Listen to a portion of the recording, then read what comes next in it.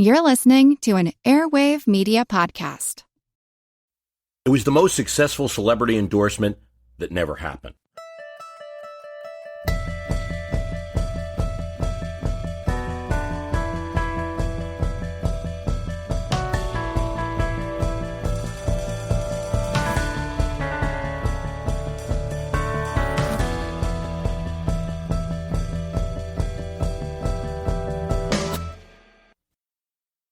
(1915). The Liberty Theater in New York. Beaux Arts Palace, a stunning place for a Broadway show. And in rare cases, the showcase of a new medium, the moving picture. Its palatial 100-foot lobby opened into Times Square. And you, the other 999 guests, gaze at the window with an ornate carving of the Liberty Bell and an American eagle. You take the promenade to the orchestra seating, noting the ivory, amber, and gold touches. The lights go out, and you wait for the beam of light to hit the screen. You've seen movie pictures before. You've seen your New York hat, your Great Train Robbery. But this is a bit different. This time, the whole screen doesn't open up in light, just a small circle. It's an iris effect, but you don't know it. In one scene, you see a mother and child sobbing, and you feel for them, especially because they are so close. Every moving picture you've seen so far, you've seen actors from head to foot, the whole person on the screen. This mother and child sobbing are so large that you can see their faces, close up, or so it would be called. Light fills the screen, the iris has opened, and the camera moves horizontally so that you can see why the mother and child are crying now. General Sherman's army has blazed a trail through their town. You are moved and perhaps feeling not so good about the general. There's a scene at night with fire.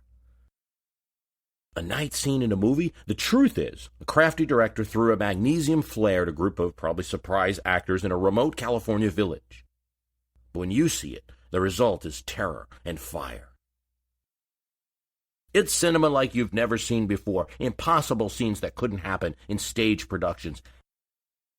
Action happening in the foreground and background at the same time. Huge battle scenes, flipping back and forth between two scenes occurring in different places. So you see the hostage, and you see the rescuer. Will they make it in time? Back and forth. Can't do that on stage. Something called parallel editing, but that's not in your lexicon.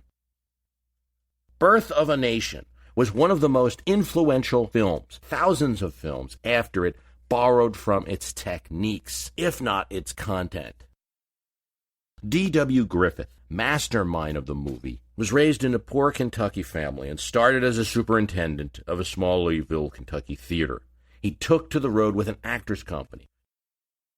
He wanted to be a stage actor, but settled for film acting work, seen as much lower level at the time. He joined Thomas Edison's Bronx studio in New York as an actor.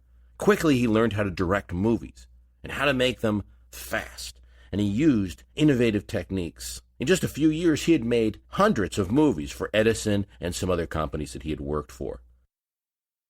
He soon got his own backers. Innovative techniques, almost none of which were his invention, but he was putting them to use all at once.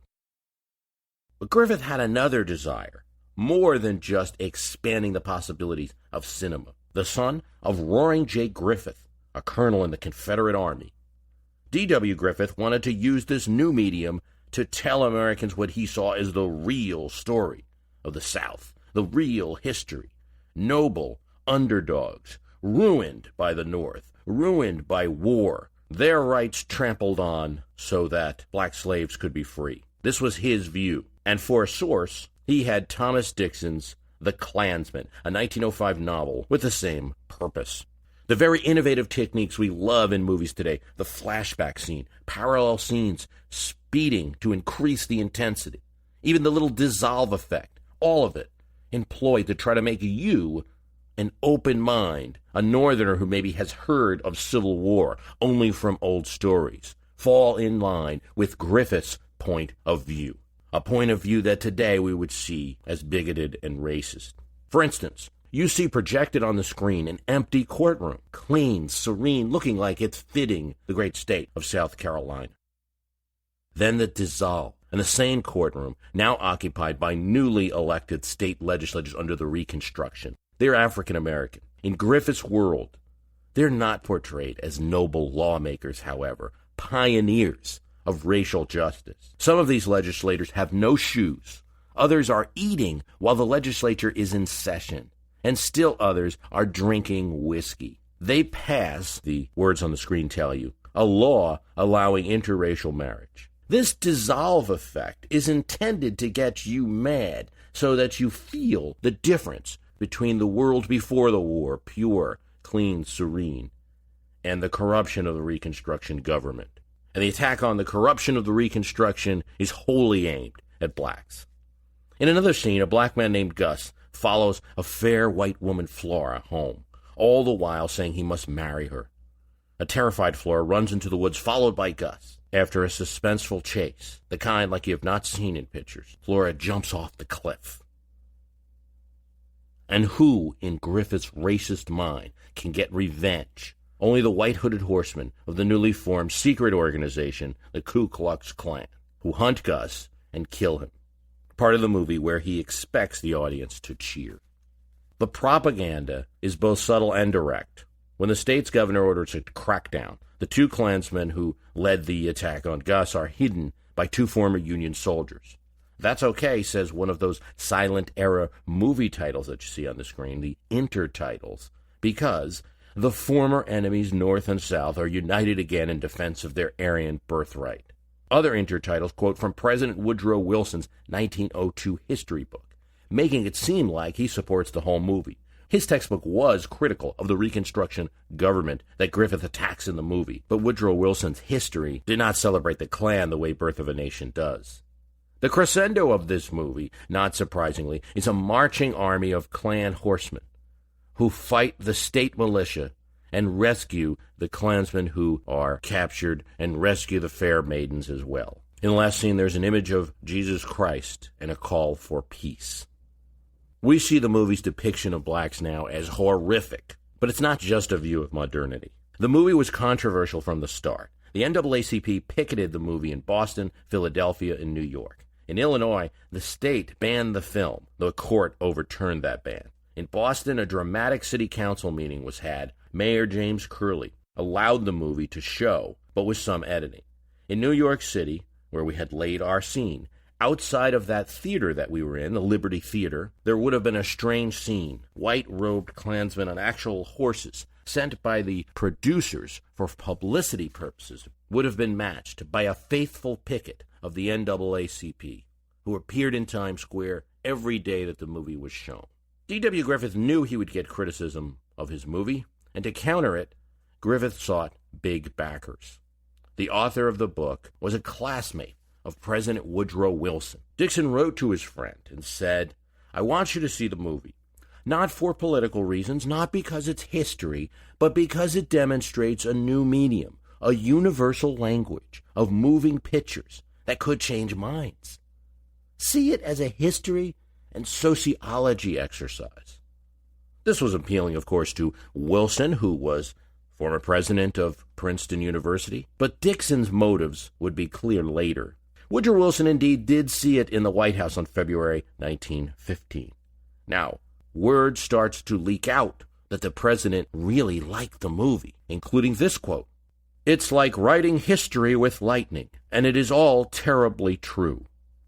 Word of Wilson's endorsement spread. Of course, Griffith didn't mind spreading it around, nor did Dixon, especially whenever the film was being contested by censorship boards in the North. Another viewing in Washington was held for Congress and some Supreme Court justice, including the Chief Justice of the United States. Did Wilson say the quote? Well, certainly Wilson did send a note to Dixon saying it was a splendid production, but there's no independent verification about that history with lightning quote. We do know that Chief Justice White, though a former Confederate in Louisiana, was perturbed when he kept hearing his name as an alleged endorser of the movie, and he had to tell Dixon to can it, or he would come out and condemn the movie. But that didn't exactly happen with the president. Wilson was prompted by his secretary, Joseph Tumulty, to disavow the comments. He did not. The only commentary we could ascertain about Wilson's view of the movie is that he did not want the movie shown during World War I. It would be too divisive, he felt. Because of all the controversy, the movie was extremely successful, and it made $3.7 million in New York City alone. Thousands of showings across the nation.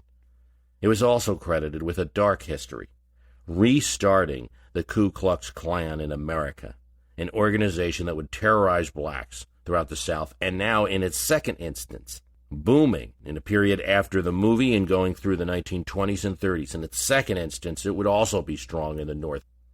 Griffith had succeeded in a way, although it would take a lot of criticism that impacts his influence on movie history even today. Griffith would end up coming out with another movie called Intolerance, which was a dual message. One was to try to make up for the criticism he was getting about his previous subject, and the other was to show the intolerance of people, particularly reform movements like the ones that were condemning his movie Birth of a Nation. The movie had even more elaborate sets than Birth of a Nation, and it was a flop. Whether or not Wilson made the writing history with lightning quote, we don't know. We do know that a person who was present watching the movie said years later that Wilson made no comment at all. Whether he said it or not, the impact of the film on people was apparently not lost on him. During World War I, he enlisted a journalist, George Creel, along with the Secretaries of Navy and War, to form the Committee on Public Information, CPI, producing, among other things like flyers and speeches, movies such as Pershing's Crusaders and America's Answer, all of which encouraged young Americans to join the draft and support the war effort. Creel was a supporter of Wilson in the 1916 election and he felt that rather than just censoring the media, in a democracy, you needed to produce the media to have a positive official government message. That's what he did. We talked about Griffith's innovation on the screen, but one of them was filming movies on the West Coast. Previously, New York and New Jersey had been where movies were filmed. That's where Thomas Edison operated out of. But moving to California, you could get the maximum amount of sun. Among several towns near Los Angeles, Birth of a Nation was filmed in a large patch of agricultural land once called Rancho La Brea, an area that produced grain, hay, bananas, and pineapples at one time. In 1886, the land was split up, and developer H. Wilcox decided to subdivide his land further, making small lots that he could sell to Midwesterners seeking to winter in California. He paved a few roads, and at the suggestion of his wife, he called his area Hollywood. It worked, and Prospect Avenue, now Hollywood Boulevard, surged with Victorian and Mission Revival houses. Soon it would add churches, schools, and a library. It was so prosperous that in 1910, Los Angeles annexed it. A year later, the Nestor Company opened the first film studio in an old tavern. Griffith, Cecil DeMille, and other key players in the new industry followed. Actors, studio executives, but also hundreds of workers. The film industry was labor-heavy, took lodging in now subdivisions of subdivisions. Banks and commercial buildings started to replace those Victorians. It was in 1923 when Harry Chandler, newspaper publisher and promoter of the city of Los Angeles, spent $21,000 to build a giant electric lighted sign on the top of a hill overlooking Hollywood and Hollywood Lake. It read, Hollywood Land. And each of the letters were 43 feet tall and 30 feet wide. It was designed to promote his new real estate development, Hollywood Land. That was only a limited success, and by 1949, as the sign started to decay, the Hollywood Chamber of Commerce removed the land from the name, and as they replaced the letters, left the icon that we know today, the sign that says Hollywood. Symbolic of an industry that affects our lives, that affects our entertainment, but also, from time to time, our politics. The early pioneers of the new film media may have overstated the ability of the lighted screen to influence our minds. We might be better now at distinguishing truth from propaganda. Or we could be as oblivious to the subtle influence as our cousins from the 19-teens.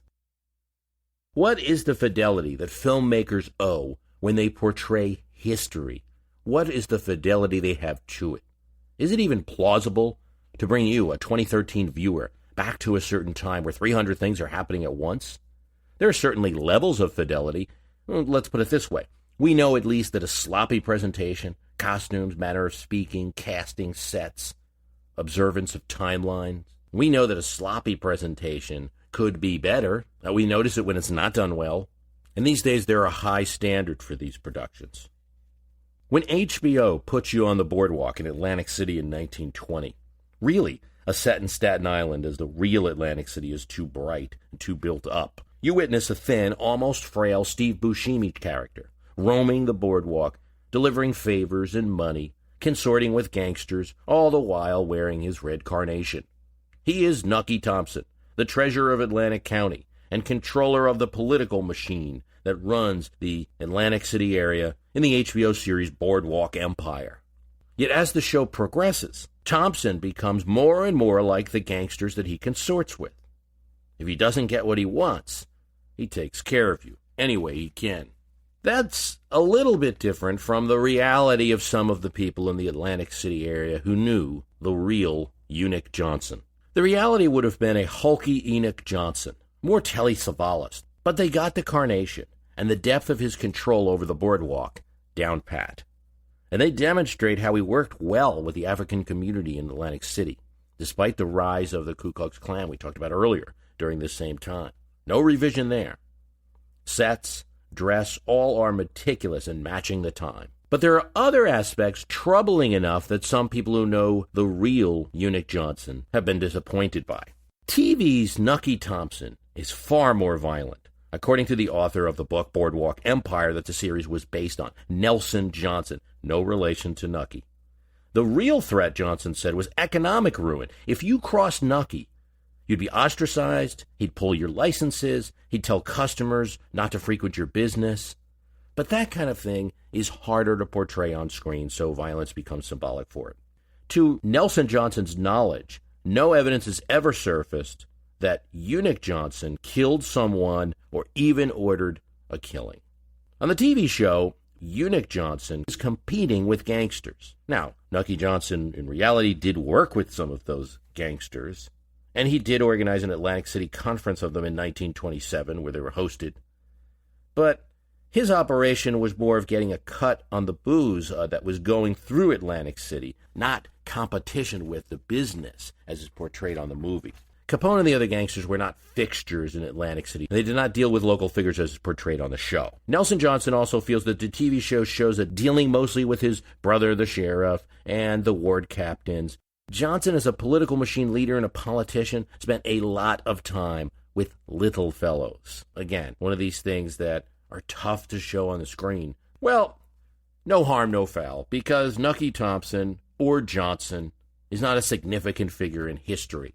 In fact, HBO has done us a service by telling us about someone and a phenomenon that went on in 1920 that we were probably unaware of before. But what if you portray someone who's more important to our history, like Abraham Lincoln, the 16th president? As you know, Steven Spielberg took this on, and the result was a richly emotive historical figure, one that 21st century audiences could understand, a smiling, charming, storytelling jokester who could also get serious when he needed to be. Portrayed by Daniel Day-Lewis, it is the story really not of Lincoln's whole life, but of one little part of Lincoln's life, the struggle to pass the 13th Amendment in the House of Representatives. It's a good movie overall, if I can play film critic for a minute, and it gives younger audiences a type of history which is good. I'm a supporter, as a politics buff, that you see the raw politician perspective, which is a contrast with other portrayals of Lincoln. As you watch the movie Lincoln, in one scene, Daniel Day-Lewis is an exhausted, very human president sitting in his dim study. You can feel him bearing the weight of difficulties. And to help you with that, there's a loud ticking sound. of a gold watch. The tick of the watch is Lincoln's real watch that he owned, amplified and put through sound by Mr. Spielberg. This is how far the movie goes, in addition to costumes, to take care to present Lincoln as a real man. Here's a situation, have you ever been in it? I have, working at home, is that all of a sudden somebody put a meeting on the calendar. What? There's a meeting in 3 minutes? No problem. I grab my navy blue linen suit jacket and put it on. It doesn't matter if I have a black t-shirt on, a polo shirt, a little more casual that I might wear working at home. I bought my navy blue linen suit jacket at Quince, and I highly recommend Quince. As you know, good materials, well-made clothes, not too expensive. Upgrade your everyday. Download the Quince app for app-exclusive offers or go to quince.com/myhist. Get free shipping on your order and 365-day returns. Now available in Canada and the UK too. That's QUINCE.com/MYHIST. That being said, the film takes a few liberties which historians have noted. In the opening scene, soldiers read Lincoln the Gettysburg Address that he had delivered. That is something that just would not have happened. His speech was not widely distributed or memorized by most people, and the speech didn't get its place that it has now until the 20th century. Yet it's a dramatic moment. In the desire to have more of a feature role for Mary Todd Lincoln, played by Sally Fields, she is berating congressmen at parties and attending meetings of the House, not activities that historians say she would have engaged in at the time. Thaddeus Stevens, played by Tommy Lee Jones, has a relationship with his black housemaid, and that is described as the reason for his vote, when Stevens had many other reasons to support the 13th Amendment, represented his politics for his entire career.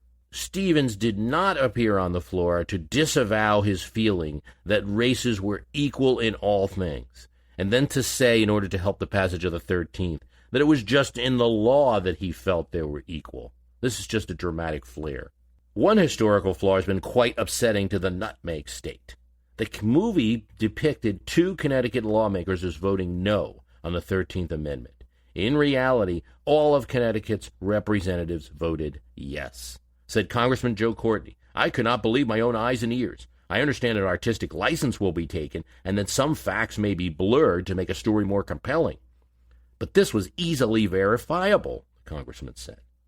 In response, the screenwriter for Lincoln said that they honored the time-honored standards for creation of historical drama, which is what Lincoln is, historical drama, and that there was more opposition in Connecticut than the votes of the representatives might portray. And the movie was representing it through the one way it could, the state's votes. Other nitpicky points: Lincoln would not have met with the congressional lobbyists who were bribing congressmen for votes.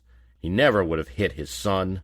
James McPherson, the historian, liked the portrayal of the movie, his gauntness, his storytelling, he said, but he did not like the cursing. He rarely, if ever, McPherson said, used profanity. I thought that was a bit jarring. The House as depicted in Lincoln is good for a dramatic movie, but it didn't reflect how it works. For dramatic effect, they voted by state delegations. Voting was done alphabetically. A little nitpicky. But more importantly, members in Lincoln, in the movie, just seem to speak whenever they want. The speaker's gavel seems toothless. A member is insulted by Thaddeus Stevens. That was a no-no, even in a raucous political time. It's nitpicky because what the movie does do with all this drama is give people a sense of the politics of the time, that the North was not united in support of the war, in support of abolition, or in support of the 13th Amendment. There were battle lines, and the politics were very divided, and how else to do it but a raucous Congress.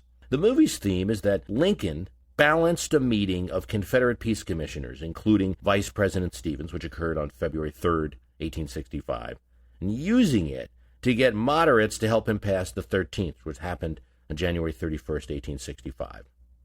This is a potential theory, but it's not definitely known. Historian Eric Foner sees the rush to put the 13th Amendment as the main story of the movie as a detriment to understanding the history. The emancipation of slaves, he said, was a long, complicated historical process. It's not in the work of one man, no matter how great. Lincoln only decided in 1864 to be in support of the amendment. The movie depicts a rush to pass the 13th in the lame duck Congress. It is true that a Congress had been elected in 1864 on Lincoln's re-election that was more Republican than the one that Lincoln was cajoling, and that by March it would have easily passed the 13th with a surplus of votes. 3 million of 4 million slaves were already free by the Emancipation Proclamation. Sherman's army was sacking South Carolina. Slaves were leaving and sometimes seizing lands and plantations. Varner says that's the story that should be told in a movie. It is a betrayal of the job of the historian to explore the unknown, says Steven Spielberg. But it is the job of the filmmaker to recover what is lost from memory. There you have it. Movies are always stitching together the details that historians cannot because they're not known, usually favoring those that have more dramatic effect. But how far can you take it? Here's the screenwriter of Zero Dark 30, Mark Ball, portending to be the story of the killing of Osama bin Laden. His movie Zero Dark 30 implied that evidence from tortured individuals led to Obama's capture, when it did not. The screenwriter said, in defense, I think it's my right, by the way, if I firmly believe that bin Laden was killed by aliens, to depict that. In this country, isn't that legit? So, I guess somewhere between perfect documentary, poetic license, and justice by aliens lies the right way to make a historical movie. But all of this becomes more important when one considers not the inadvertent slips in a historical presentation, but rather the movies that have a political agenda. And they're quite common now. Those who want to insert into the story, not aliens, but fictional facts, to lead you to a conclusion helpful to their politics. Let's talk about that. It goes without saying that in the early 1990s you couldn't do a YouTube video. And if you had a computer with a Pentium chip, real player software, and a really fast and expensive cable modem, you could eventually look at short videos. But for the rest, it was VCR. And that means it was a commercial accomplishment to sell 300,000 copies of The Clinton Chronicles. The gist of the video? Bill Clinton is a murderer. It was the video version of that other 90s trend, the chain email, one called The Clinton Body Count, connected dead people to the president through speculation and innuendo. When Bill Clinton was elected, the warm narrator's voice begins, many Americans were unaware of his criminal record.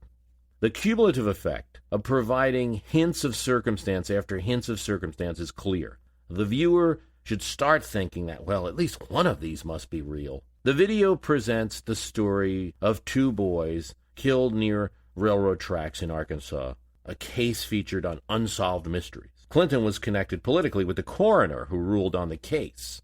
The movie suggests that he had something to do with changing the coroner's results. As long as he ruled the way Clinton wanted, he kept his job, the movie opines. With help from Jerry Falwell, the tapes took off. During his program, the filmmaker appeared as a hidden figure, his face and voice disguised to protect his identity, for he surely would be harmed. After all, with a president out there committing crimes, perhaps he, the filmmaker, would be the next victim. Oliver Stone, no friend of the grand old party, could perhaps be credited for waiting until after the president's re-election to release W, the unauthorized movie biography of the sitting president at the time, President George W. Bush. Surprisingly, it was somewhat empathetic, but it did present President Bush as eager to impress his dad and going to war in Iraq for that reason. High-grade, unadulterated hooey, said Jeb Bush, who, along with Ari Fleischer, Condoleezza Rice, Don Rumsfeld, and Colin Powell, said they were portrayed in the movie but not interviewed for the movie. Stone used many of the books out at the time for his sources. The movie plays on well-known stereotypes. There's been a significant debate about the movie because it was a flop at the box office. For filmmaker Dinesh D'Souza, the re-election was the time to launch 2016, Obama's America. In it, he argues that the president's strong anti-colonial views originating from his father and his education, those of a 50s Kenyan tribe, if re-elected, would lead Obama to destroy America from within. He immediately makes 2 points to establish his credibility. One, he doesn't discount the notion that Obama was born in the United States. He was born in the United States, the movie affirms. Secondly, DeSouza says that his own upbringing was very similar to Obama, therefore he knows the views about America that Obama would have been taught. Newsweek calls the movie a ranter's peddling. A couple of points are blatantly false. Obama is said to have asked for the release of the Lockerbie bomber when, in fact, the administration sent protests to the Scottish government about the bomber's release. The movie says that Obama funded Brazilian oil exploration to beat the U.S., but this is not true. As a credible source in the movie, they interview a friend of Obama's father. In Michael Moore's Sicko, he is on a boat in Guantanamo Bay and approaches the U.S. base there with a group of 9/11 responders who have not been able to receive health treatment due to health care costs and their lack of insurance and the lack of coverage at that time for health care for 9/11 responders. Not surprisingly, his unauthorized vessel is turned away from the U.S. base. The responders and Michael Moore sail their vessel to Cuba, where they receive treatment in a large, modern facility in Havana. The movie goes on to talk about cases of patients sometimes dying or being seriously injured due to lack of health insurance or health insurance treatment denials by HMOs. Then he visits the UK, France, and other countries with better health care systems, where some costs are paid. In the UK, he gets money for going to the hospital. While the movie presents some indisputable facts, critics have charged the depiction of the Cuban health care system as overly simplistic, that the average Cuban would not have been treated in a facility as high quality as the distinguished American visitors to the capital, that in fact the floor that they appeared on was set up for Cuban tourism, for foreign visitors who generally are paying. America's health insurance plan, of course no fan of the movie, said that many of the cases featured in Sicko were 8-10 years old, reflected coverage policies which had been changed either by the companies or by law, and that one case depicted in Sicko reflected an auto accident, where auto insurance should have been first payer on the claim, and therefore the health insurance claim being denied might have been reasonable. Other bones of contentions. And Canadians who travel abroad often need to return to get covered health care. But the way Mr. Moore presents this fact is exactly the reverse, that a Canadian leaves a golf tour of Florida so he can go back to Canada and get health care there because it is better. Healthcare systems in Europe are presented as free. Well, in the UK, the National Health Service is an example of a socialized system which goes as far to being free as you can get. Everything is paid for, and physicians work for the government. But in other countries in Europe, there are costs, either in the form of a large sales tax, like in France, and many people in France have to go buy their own private insurance.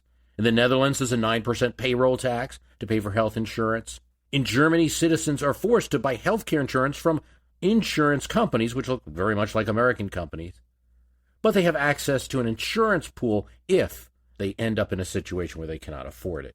A sympathetic Canadian cardiologist called the movie a gem, but criticized it in a journal article in the Canadian Journal of Cardiology for entertainment at the expense of journalism. He felt it misrepresented the funding mechanisms of Canada and the wait time issue, which was a serious one. Still, Michael Moore's website points out at the time, still there now, some facts in the movie are just simply indisputable. That there are still millions of Americans without health insurance, that the health insurance lobby has contributed to candidates, including Hillary Clinton, and it almost goes without saying to anyone with health insurance in America today that sometimes you'll have to fight with your HMO in order to get the coverage that you were promised. You can see some of the reasons that Griffith, Wilson, Michael Moore, Oliver Stone all saw the value in the film medium for a political purpose. It is a kind of supervisual communication that flies over argument.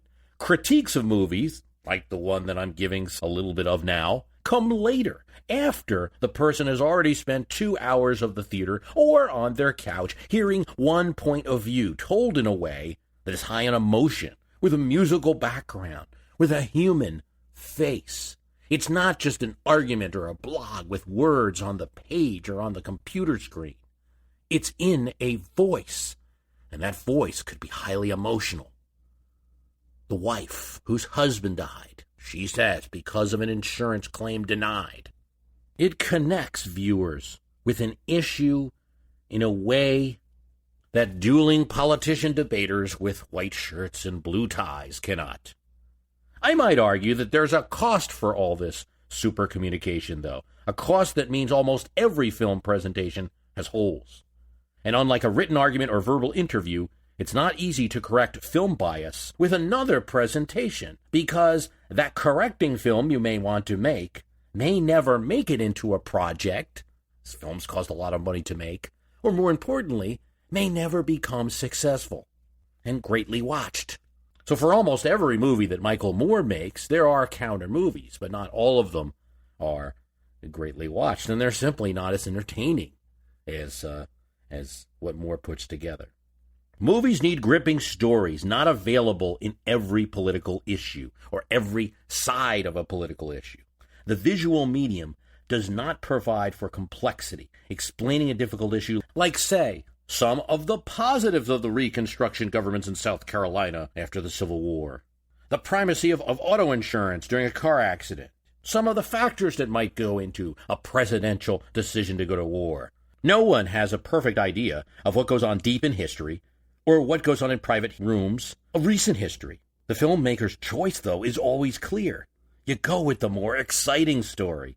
Otherwise, the high threshold of making a movie, the budgets, the need to fill seats in the theater or to sell DVDs may not happen, and your story will never be told. That's why I am not surprised that the story of choosing Sarah Palin as the vice presidential candidate of the McCain ticket in 2008 would be told in a movie form, and would be told soon. Game Change, the HBO series in which 2008 VP candidate Sarah Palin is played by Julianne Moore. The movie's strength is that it uses a book by the same name, Game Change, as its source. And the known sources for Game Change in the book, at least for the McCain campaign, were Steve Schmidt and Nicole Wallace of the McCain campaign. Both worked with Palin directly. This may also be its weakness, however. So-called handlers, campaign people, can be adversarial with their candidates at times, especially those that go a little rogue and have their own ideas. Maybe they're not the objective source just because they work closely with the candidate. But let's develop this more before I go on that tangent. The movie depicts a candidate ill-suited for the campaign, blinded by religious zeal and naivete. Yet also, it's a sympathetic figure with a warm family life, with a desire to serve the country and party, and a talent for bringing ordinary people into politics. This is portrayed well in Game Change. More time is spent on the screen portraying Palin as a bumbling and forgetful candidate. And that's been called into question by Elaine Laffrey of Miss Magazine. Dumb, mentally unstable people don't work their way up to governor, which she did from top to bottom, Laffrey said. Read her emails. They don't reflect her being dumb at all. Palin's portrayal as not willing to go on stage with anyone who's pro-choice is in contrast with her appearances several times with Joe Lieberman during the campaign, or an event where the Los Angeles president of the National Organization for Women introduced Palin. While on screen, Woody Harrelson, as Steve Schmidt, scolds Palin for lying about the Troopergate scandal, lying about that scandal of firing a trooper in her state, who was her ex-brother-in-law. Schmidt yells at her. The report said you abused your power. You lied.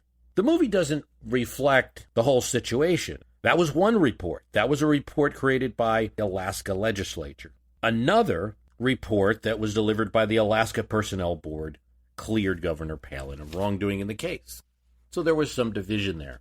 The movie presents history as one where McCain's campaign simply didn't vet Palin on policy because of the time, or because McCain ordered them to find me a woman for VP. Something that McCain never said. It's just for dramatic effect. Arthur Culverhouse, who did the vetting, who's portrayed on HBO's Game Change, said in 2009 that he disagrees with how the movie portrayed what he did. He said he asked 74 questions on policy during the vetting process and admired many of her answers. The movie presents Palin as unable to brief, uncertain as who were the sides, the Axis and the Allies in World War I and II. This is strongly contested. The movie presents Palin going into catatonic states, one point, sleeping in a fetal position. This is all contested by the governor's friends. Meg Stapleton, one of Palin's aides, who was with her during the campaign, called Schmidt a bully, said all of the scenes with Palin bumbling, messing up things, she just claimed never happened. Other critics of the movie had pointed out that Schmidt is the one who made the big mistake of the McCain campaign, when John McCain canceled the debate with Barack Obama and went to Washington to try to solve the economic crisis. That, they said, was more of a contributor to McCain diving in the polls, and while it's covered in the movie briefly, doesn't get the same attention as some of Palin's mistakes. Now, counter-critics to these criticisms have pointed out that there are some known facts. She clearly didn't perform well in one-on-one interviews with national journalists. She angered the New Hampshire GOP by canceling events at the last minute. She gave an interview with William Kristol, which sabotaged the McCain campaign. And while it's clear that there are many reasons why a campaign loses, never just one, exit polls do show that Palin was a drag on the McCain ticket. Here's the exit polls conducted by Edison Media Research and Mitofsky International for the National Election Pool. That's what was used by ABC, AP, CBS, CNN, Fox, and NBC. 300 polling places among 17,836 Election Day voters. Is Palin qualified to be president? 38% yes, 60% no. Was Biden qualified to be president? Yes, 66%, no, 32%. What was the importance of that Palin selection to your vote? Important, 41%, not important, 53%. What Palin did was energize social conservatives behind McCain, which is something he needed. I think a fair look at the history of the 2008 election should reveal this. And she did a job, which is an important job for a VP candidate, in gluing the wings of the party. For example, 74% of Republicans, 66% of conservatives, and 62% of white evangelicals thought Palin was qualified to be president. But outside of those groups, her standing was weak. 64% of independents believed her to be unqualified. Voters who say they favored Hillary Clinton over Obama, a group some Republicans expected to defect because of the Palin choice. Among them, only 12% of Clinton supporters thought Palin had the necessary background to become president. So I think critics of the movie say it's not important to talk about Palin or to discuss Palin, especially in terms of McCain losing the election. That would tend to argue with that. Yet you might argue this, that the story told in Game Changers is now going to be the story of Palin for at least millions of cable-watching Americans. And the words of critics and some of the facts being pointed out is not likely to stick. Now, the answer could be more film and more counter films. Maybe we need the story of how Schmidt ruined the campaign for McCain. Maybe we need what Obama did badly on the campaign trail. Maybe there were some moments he got tired, right? Maybe we need a vision of market-based health care. Perhaps we need where Europe goes wrong. Or we need the victims of Atlantic City corruption in the 1920s instead of idealizing one corrupt figure. Or, as Eric Forner suggested about Reconstruction, a story of how slaves left plantations and freed themselves. Maybe, in a free society with a First Amendment, more speech is the answer. And if speech is occurring from movies that people feel are one-sided, more movies. So it's good to be aware of the trend and the history of how the lightning writing goes way back. I'm not taking a position for or against the use of movies in politics. I just think it's something that people need to be aware of, that it's a useful tool, but also has its shortcomings. I want to bring up a personal example. The other day, I participated in a discussion with a group of distinguished people. Chris Novembrino from Don't Worry About the Government put together a round table of podcasters. Kevin Gustola from The Dissenter, Firedog Lake, and Dan Carlin of Common Sense and Hardcore History. It was great. You should listen to it at Don't Worry About the Government, or I have a link to it on the My History Can Beat Up Your Politics Facebook site. We discussed the Fourth Amendment, given the revelations of Snowden. And one of the things that Dan Carlin said after we went over the myriad possible fixes to a problem of restoring Fourth Amendment rights in a better way, the judicial, constitutional fixes, protests that might be needed, etc., Dan Carlin suggested that perhaps a movie, something like George Orwell's 1984, but for modern times, might help to demonstrate to average people about what is really a amorphous political discussion. A movie might be able to teach citizens about the danger of a government going too far with too much power, with too much information over the communications we have. I realized then, especially because I was, while participating in that discussion, was in the middle of writing this one, that you see, whether it's global warming or healthcare, guns, or an allegedly ill-intentioned chief executive, there's an appeal to movie, as it is a kind of super communication that gets around all the arguments. It has a narrative. It has emotion. It can turn opinions. And yeah, for an arcane issue that might get 25%, a movie may be the only way. Now, there's always two sides and there's always a cost. So while I think it would be a great idea to make such a movie, there would also be side effects. Because once you introduce the movie medium, you have to realize you're going to be picking extreme cases, or you're going to be fictionalizing events to create the darkest future in order to be sure to sell tickets and in order to be sure to get funding to make the movie. Still, I think for a political issue like that, if there was a force that started to shut down podcasters, let's say, one by one, I, too, would strongly be advocating the movie format, a documentary perhaps, interviewing all of us and what happened to us, as one way to get the message out. Side effects be damned. I want to thank you for listening. The website is www.myhistorycanbeatupyourpolitics.com. If you like the program, please tell someone about it. Thanks for listening.